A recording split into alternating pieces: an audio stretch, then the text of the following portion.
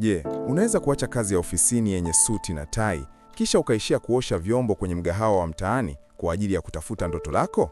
Karibuni kwenye simulizi ya ajabu ya movie inayoitwa Buka Vibes, ambapo suti hukutana na masizi ya jikoni. Kutana na GK, mwanaume ambaye hapotezi hata senti moja, hadi anagombana na mfanyakazi wake kwa ajili ya chenji ya shilingi 500 tu.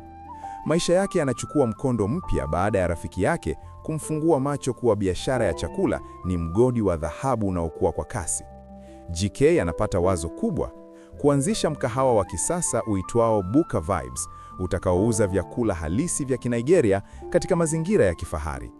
Lakini ili afanikiwe, anahitaji utaalamu wa Amara, mwanamke maarufu kwa mapishi matamu mtaani.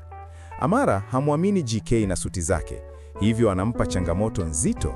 GK lazima afanye kazi kwenye buka yake kwa mwezi mmoja, akianzia chini kabisa, ili kuathibitisha kama anaweza kuhimili mikiki ya biashara hiyo.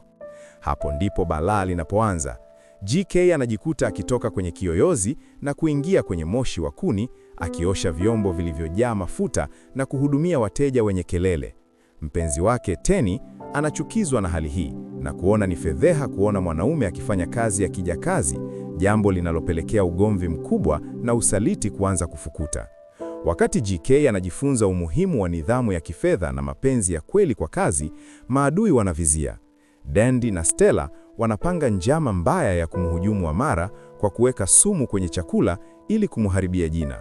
Mambo yanakuwa moto biashara inapofungwa na mamlaka baada ya wateja kuugua. Lakini kama wasemavyo, uongo hukimbia mbio fupi. Ukweli unajitokeza. Teni anagundulika kuwa msaliti anayechepuka na bosi wake, na wahalifu Dandy na Stella wanaishia mikononi mwa polisi. Mwishowe, GK na Amara wanaamua kuunganisha nguvu kama washirika wa kibiashara ili kujenga mkahawa mkubwa na bora zaidi, wakiamini kuwa shauku ya kweli hushinda siasa zote za ofisini. Hii ni hadithi ya kufuata ndoto, hata kama inabidi uloweke mikono yako kwenye maji ya vyombo.